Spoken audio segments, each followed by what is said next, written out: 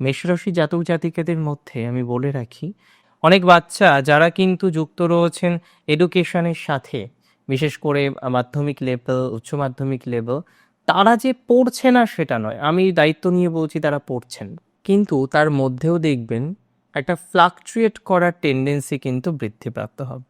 অর্থাৎ এই ধরনের ক্ষেত্রে ফ্লাকচুয়েশনের মাত্রা কিন্তু বাড়তে পারে, এবং কিছু কিছু ক্ষেত্রে সঠিক সিলেকশন, সঠিক ডিরেকশন প্রাপ্তির সম্ভাবনাটা অনেক বেশি বৃদ্ধিপ্রাপ্ত হবে।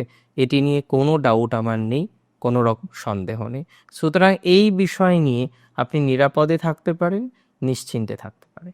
আমি মনে করি মেষরাশি সাড়ে সাথী চললেও অতিরিক্ত ভয়াবহতা এখনই নেই। বিশেষ করে ভরণীর নেই, কৃত্তিকার নেই। অনেকেই আমি বলি, যে বারবার বলি তাদেরকে, যে এত স্ট্রেস নেওয়ার কোনো কারণই হয় না। সাড়ে সাথী চলছে, চলুক না। হ্যাঁ, কিছু প্রভাব সাড়ে সাথীর থাকবে, এটা নিয়ে কোনো ডাউট নেই।